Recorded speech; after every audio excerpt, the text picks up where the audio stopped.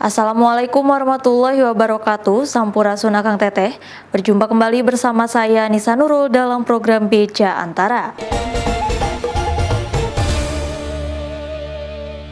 Presiden Joko Widodo menegaskan bahwa ASEAN harus menjadi negara yang mencerminkan teladan toleransi, persatuan, dan dapat menjadi jangkar perdamaian dunia. Hal tersebut disampaikan Jokowi dalam pembukaan ASEAN Intercultural and Interreligious Dialogue Conference 2023 yang digelar di Jakarta pada Senin 7 Agustus.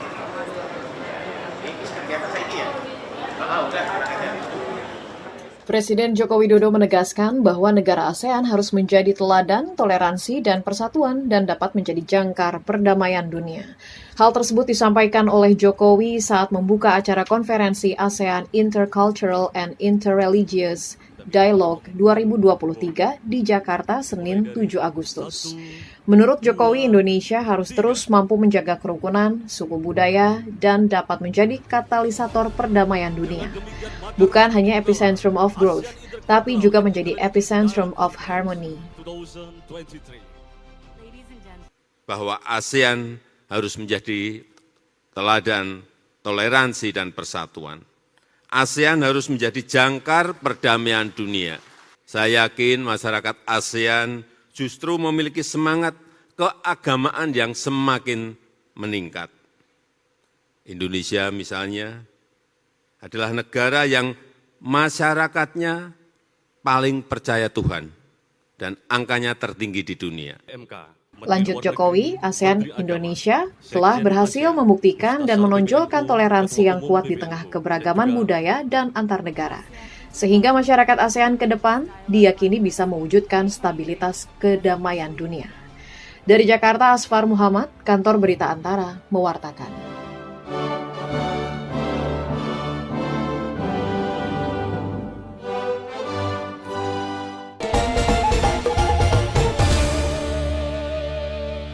Ratusan pemukiman warga yang berada di pesisir Pantai Beringin, Kota Tarakan, Kalimantan Utara, hangus dilahap si jago merah pada Minggu 6 Agustus. Berdasarkan data pemadam kebakaran Kota Tarakan, musibah ini menjadi kebakaran terbesar pada periode Januari hingga Juli 2023. Hanya berjarak 1 bulan, si jago merah kembali melahap pemukiman warga di kawasan Beringin atau bagian pesisir pantai Kota Tarakan, Kalimantan Utara. Kepala Bidang Pemadam Kebakaran PMK dan Penyelamatan Tarakan, Eko P. Santoso saat dijumpai pada Minggu 6 Agustus mengatakan setidaknya lebih dari 100 bangunan terbakar.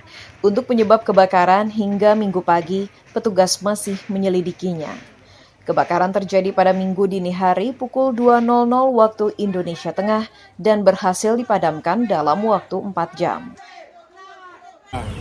Kendala kita ya tadi, terutama akses ya. Dan yang kedua, perlu memang kerjasama dari semua pihak, terutama pemahaman semua pihak. Ketika melihat titik nyala awal api ini, segera saja menghubungi kami di PMK. Ya, supaya kami bisa segera melaksanakan respon time ya, karena dengan kecepatan waktu respon ini dan juga upaya mitigasi atau kemandirian dari warga dalam penanggulangan tahap awal.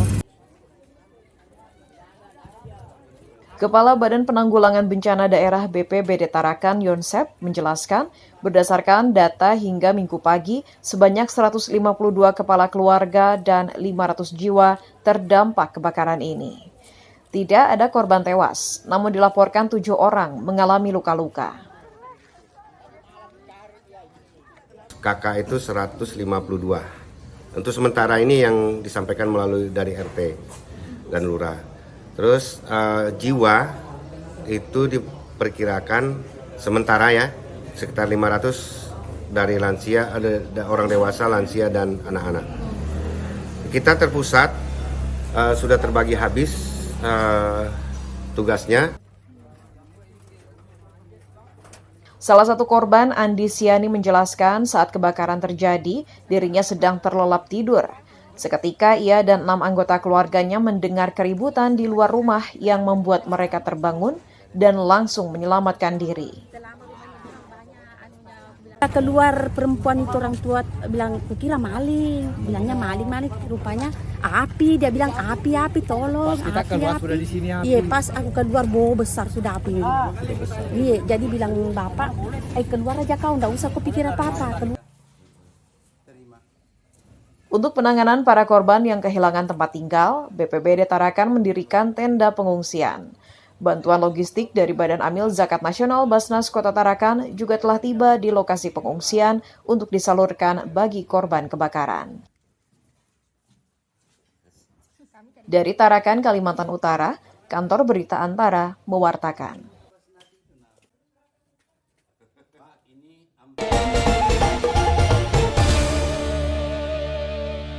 Istana Kepresidenan bersama pemerintah Provinsi DKI Jakarta menggelar peragaan busana kebaya bertajuk Istana Berkebaya pada Minggu 6 Agustus. Presiden Joko Widodo dalam acara tersebut mengatakan bahwa kebaya merupakan lambang karakter masyarakat Indonesia yang anggun. Citra luhur wanita Indonesia, pribadi anggun dengan kebaya.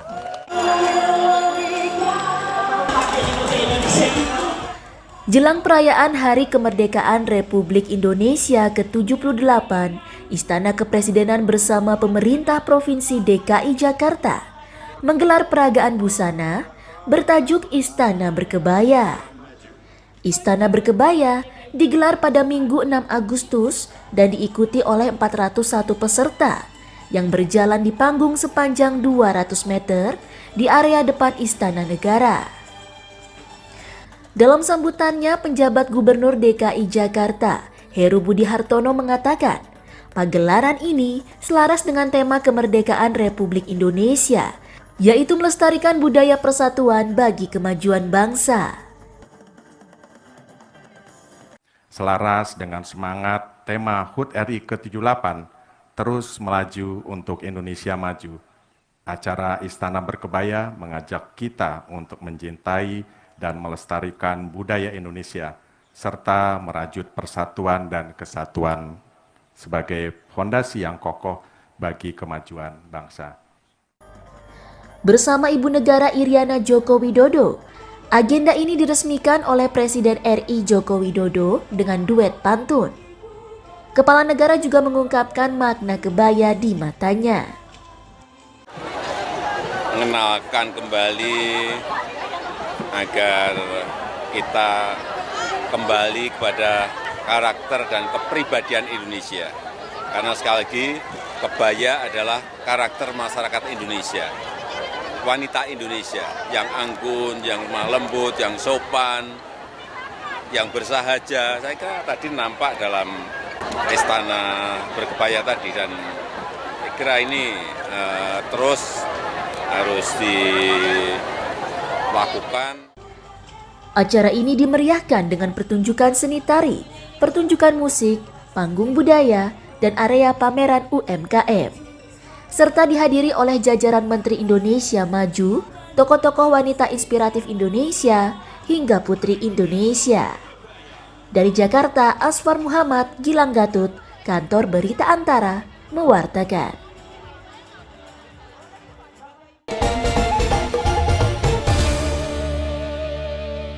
Bakal calon Presiden Anies Baswedan dan Ketua Umum Partai Demokrat Agus Harimurti Yudhoyono menghadiri dialog rakyat di Sasana Budaya Ganesa atau Sabuga Bandung pada Minggu 6 Agustus 2023. Anies mengatakan akan menyelesaikan 4 masalah utama yang dihadapi rakyat dalam 5 tahun ke depan bila ia kelak terpilih jadi orang nomor 1 di Indonesia.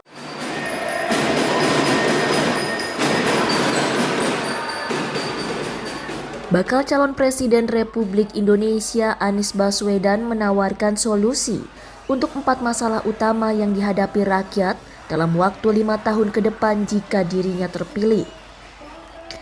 Dalam dialog rakyat di Sasana Budaya Ganesa Bandung Minggu 6 Agustus, mantan Gubernur DKI Jakarta itu mengemukakan 4 prioritas yang harus diselesaikan, yakni masalah biaya hidup, pendidikan, lapangan pekerjaan, dan kesehatan. Anies mengapresiasi antusiasme masyarakat yang menghadiri dialog rakyat. antusiasmenya sendiri mengirimkan pesan tentang harapan untuk Indonesia yang lebih baik, harapan untuk Indonesia yang lebih adil. Jadi acara tadi acara yang luar biasa, kami salut sekali. Terima kasih, insya Allah ini menjadi penanda bahwa ada gelombang besar di masyarakat yang menginginkan Indonesia yang lebih baik ke depan. Sementara itu, Ketua Umum Partai Demokrat Agus Harimurti Yudhoyono mengatakan, ada juga 14 agenda perubahan yang ditawarkan Partai Demokrat demi pembangunan berorientasi aspek manusia. Jadi apa yang tadi dihadirkan dalam ruang Sabuga ini, apa yang Pak Capres sampaikan, apa yang kami sampaikan juga sebetulnya adalah tawaran solusi untuk sama-sama kita perjuangkan. Karena kita juga ingin benar-benar meyakinkan apakah perjuangan kami ini memang relevan dengan situasi masyarakat, dan ternyata banyak sekali relevansinya. Anies Baswedan menjadi bakal calon presiden yang diusung Koalisi Perubahan yang terdiri dari Partai Nasdem, Partai Keadilan Sejahtera, dan Demokrat.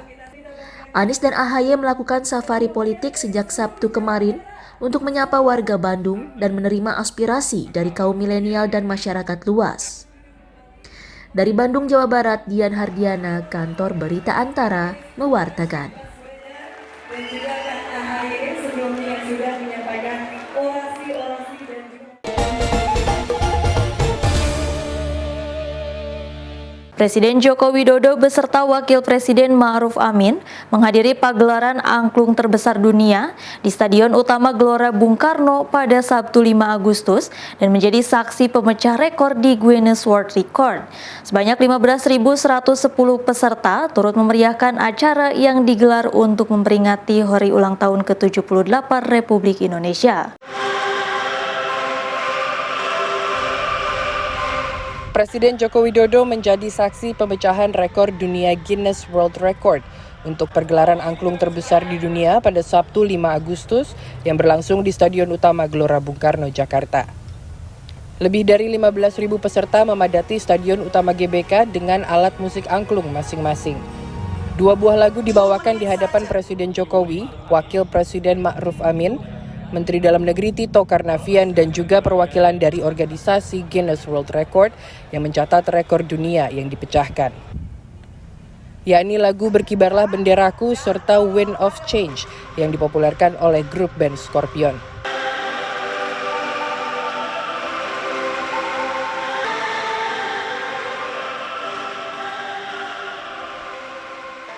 Sejumlah Menteri Kabinet Indonesia Maju juga turut menyaksikan momen bersejarah tersebut dari area tribun. Turut hadir adalah Ibu Negara Iriana Joko Widodo yang kemudian bergabung bersama para peserta dan memainkan angklung. Pergelaran tersebut diselenggarakan oleh Organisasi Aksi Solidaritas Era Oase Kabinet Indonesia Maju untuk memperingati hari ulang tahun kemerdekaan ke-78 Republik Indonesia. Ketua Panitia Pergelaran Angklung Terbesar Dunia, Tri Suswati Tito Karnavian, mengatakan bahwa kegiatan itu dicanangkan oleh Ibu Negara pada tahun lalu dan para peserta telah melalui masa latihan selama 3 bulan. Ia berharap agar gelaran ini dapat kian menumbuhkan rasa cinta masyarakat tak hanya di Indonesia tapi juga di dunia terhadap alat musik tradisional angklung. Kecintaan kepada angklung harus terus diupayakan ke seluruh masyarakat, lebih-lebih akibat pandemi COVID-19 yang berdampak kepada seniman bahkan industri alat musik tradisional angklung. Oleh karena itu, atas prakarsa Ibu Negara Ibu Iriana Joko Widodo, kita semua ada di sini. Di penghujung acara, penilai dari Guinness World Record, Sonia Ushirogochi, resmi mengumumkan bahwa Indonesia berhasil mengantongi catatan rekor dunia pergelaran angklung terbesar dengan 15.110 pemain.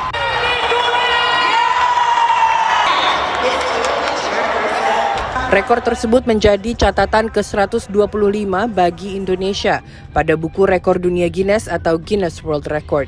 Dari Jakarta, Arya Sindiara, Yogi Rahman, Kantor Berita Antara mewartakan.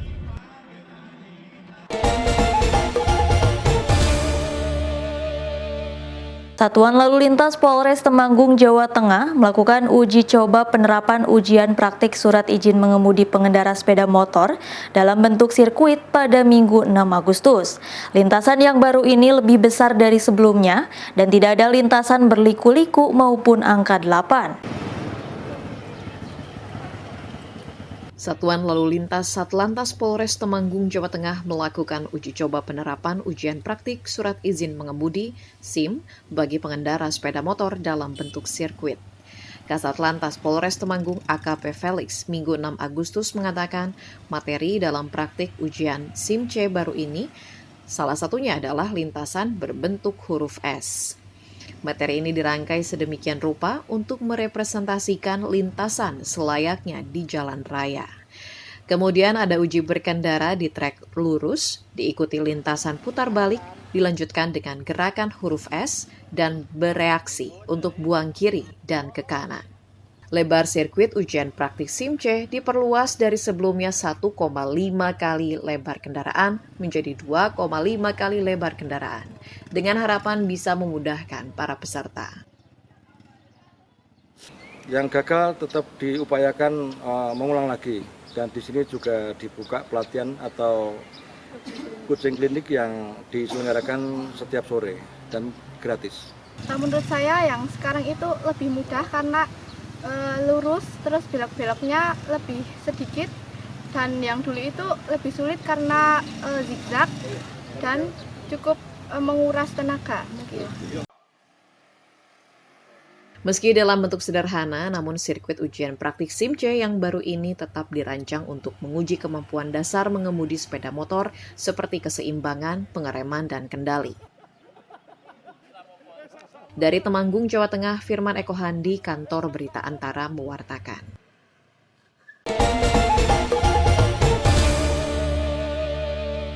Kapolres Rejang Lebong AKBP Juda Trisno Tampu Bolon saat menggelar jumpa pers di Mapolres Rejang Lebong pada Minggu 6 Agustus mengatakan tersangka pelaku penganiayaan terhadap Zaharman, guru olahraga SMN 7 Rejang Lebong, ialah AJ, orang tua dari murid PDM yang sebelumnya sempat terpergok merokok oleh korban di lingkungan sekolah. Kasus penganiayaan terhadap guru olahraga Zaharman di Rejang Lebong, Bengkulu menemui titik terang. Tersangka penganiayaan terhadap guru SMA Negeri 7 Rejang Lebong adalah AJ, berusia 45 tahun. AJ kini telah ditahan kepolisian Resort Rejang Lebong. Kapolres Rejang Lebong AKBP Juda Trisno Tampu Bolon dalam jumpa persnya di Rejang Lebong, Bengkulu 6 Agustus mengatakan, tersangka sempat melarikan diri usai melakukan penyerangan dengan ketapel terhadap guru olahraga Zaharman Senin 1 Agustus. Juda mengatakan batu ketapel yang digunakan tersangka seukuran jempol kaki dengan bentuk tidak beraturan yang mengenai mata Zaharman. Dengan menggunakan batu ini, batu yang sudah berhasil disita, jadi melakukan tembakan sebanyak 2 kali. Yang pertama mengenai mata sebelah kanan korban, selanjutnya untuk yang tembakan kedua tidak terkena pada badan korban. Nah, setelah pelaku mengetahui bahwa tembakan ketapelnya itu mengenai mata, AJ menyerang guru Zaharman karena tidak terima anaknya ditegur karena merokok. Adapun tersangka merupakan residivis perkara pencurian dengan kekerasan tahun 2014. AJ pernah menjalani hukuman selama 2,5 tahun setelah sempat bersembunyi menghindari kejaran tim gabungan. Tersangka dijerat petugas penyidik Polres Rejang Lebong dengan pasal berlapis dalam kasus penganiayaan berat yang dilakukan dengan direncanakan terlebih dahulu. Dari Rejang Lebong, Bengkulu, Nur Muhammad, Anom Prihantoro, Kantor Berita Antara, mewartakan.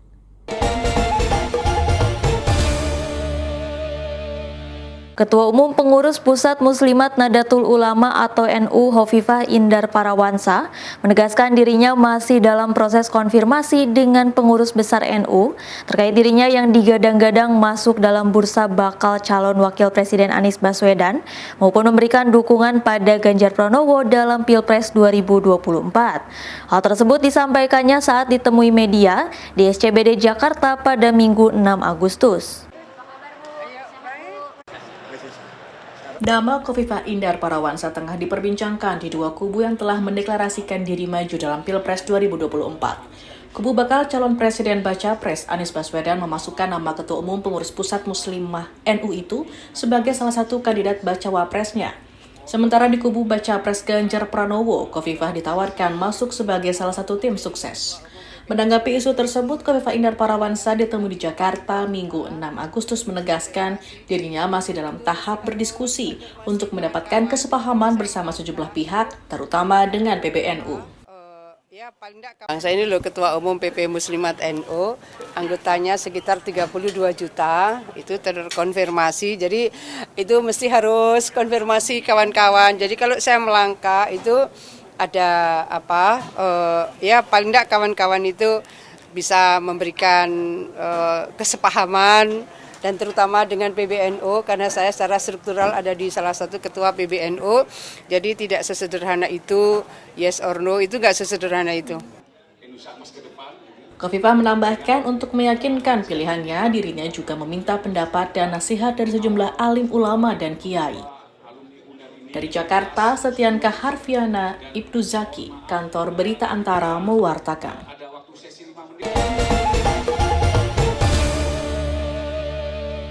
Polres Yahukimo tengah menyelidiki kasus terbakarnya kantor Komisi Pemilihan Umum Yahukimo di Distrik DKI Kabupaten Yahukimo, Papua Pegunungan pada Minggu 6 Agustus. Hingga Minggu siang, penyidik Reskrim Polres Yahukimo sedang menyelidiki penyebab terbakarnya kantor KPU Yahukimo.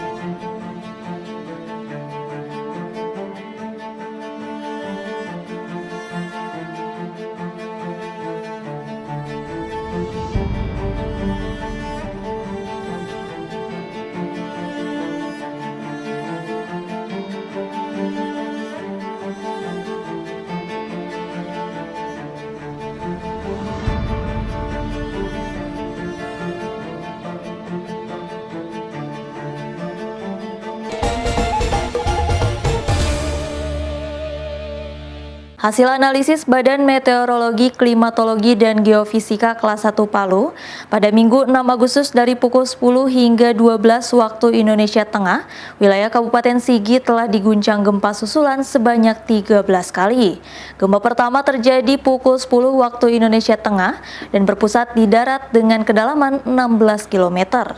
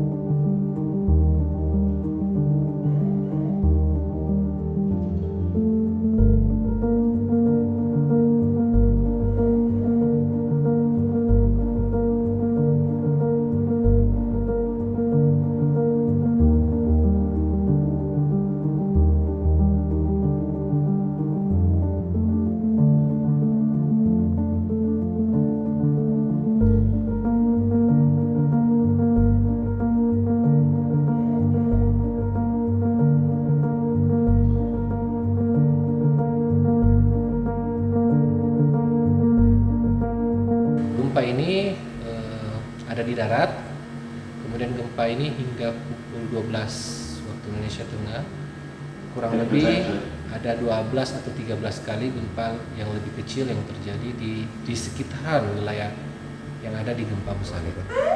Dia variasi dari 3 ke 4. Untuk saat ini kita bisa menyebutnya sebagai sesar aktif lokal ya yang ada di wilayah sana.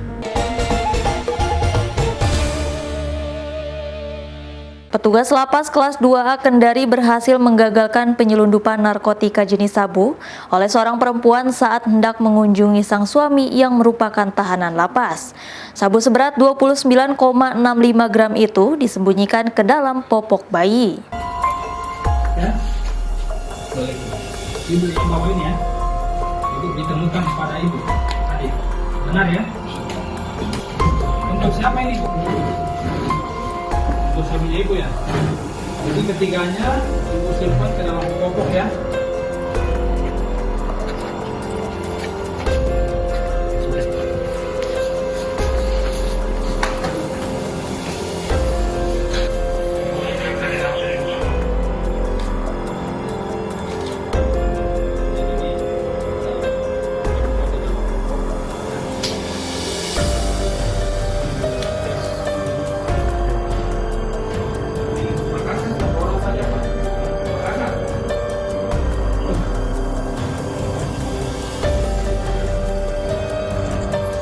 Yang dibawa oleh seorang pengunjung berinisial YY dengan salah seorang balita. Barang tersebut ditemukan oleh petugas kami atas nama Anina Lapoku yang disimpan di dalam popok balita tersebut.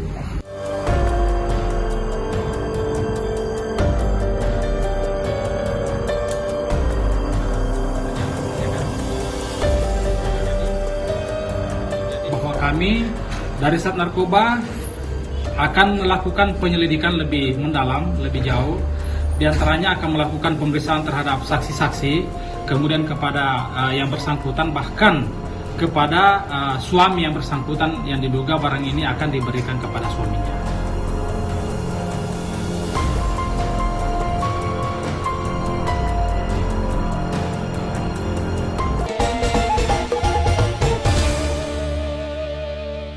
Pemerintah Kota Banjarmasin bersama Perkumpulan Penggemar Bonsai Indonesia Cabang Banjarmasin menggelar pameran dan kontes bonsai nasional Baiman 2 yang diikuti oleh peserta dari berbagai provinsi di Pulau Kalimantan dengan jumlah bonsai mencapai 500 pohon untuk memperebutkan Piala Wali Kota Banjarmasin 1 di areal kantor Dinas Pertanian Kota Banjarmasin, Kalimantan Selatan. Tak kurang dari 500 pohon bonsai dari berbagai jenis tanaman tampil unik dan menarik dalam kontes bonsai nasional Baiman 2 yang diselenggarakan oleh pemerintah Kota Banjarmasin, Kalimantan Selatan. Bersama dengan Perkumpulan Penggemar Bonsai Indonesia PPBI Cabang Banjarmasin, pameran dan kontes bonsai ini berlangsung di areal kantor Dinas Pertanian Kota Banjarmasin sejak tanggal 1 hingga tanggal 6 Agustus memperebutkan Piala Wali Kota Banjarmasin 1. Saat meninjau pelaksanaan kontes pada Sabtu 5 Agustus, Wali Kota Banjarmasin Ibnu Sina mengaku bangga atas partisipasi komunitas dan pengrajin bonsai di Banjarmasin yang terus tumbuh dan berkembang. Bonsai mampu menjadi penopang ekonomi karena memiliki nilai jual yang tinggi, bahkan termasuk kategori fantastis. Pengrajin bonsai Banjarmasin bahkan bisa menerima pembelian dari negara Malaysia. Ternyata potensi besar bonsai di Kalimantan ini dengan endemiknya, dengan jenis-jenis pohon yang bisa dibuat bonsai ternyata juga banyak. Ya, kemudian ini berharap bisa ke depan bisa lebih baik lagi dan mudah-mudahan dari sini akan terus berkembang. Ya, ternyata saya baru tahu juga banyak para pebonsai dari Kota Banjarmasin yang minimal ini harganya udah sekitar di atas 3 juta. Di atas 3 juta. Dan ini juga menyangkut hobi. Hobi ini kan nggak terbatas ya harga ya. Masalah seni gitu ya. Bisa melebihi. Contohnya seperti di Malaysia mereka berani harga tinggi untuk cucur atap Kalimantan. Pada pameran dan kontes bonsai ini, peserta datang dari sejumlah daerah di tanah air. Selain menampilkan bonsai endemik asli Kalimantan, jenis pohon bonsai yang juga ditampilkan antara lain dari jenis pohon beringin, pinus, cedar, santeki, kimeng, asam, cucur atap, dan juga pohon serut. Dari Banjarmasin, Kalimantan Selatan, Latif Thohir, Kantor Berita Antara, mewartakan.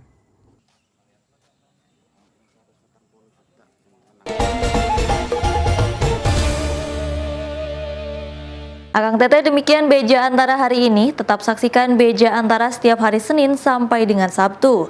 Saya Anissa Nurul beserta kru yang bertugas pamit undur diri.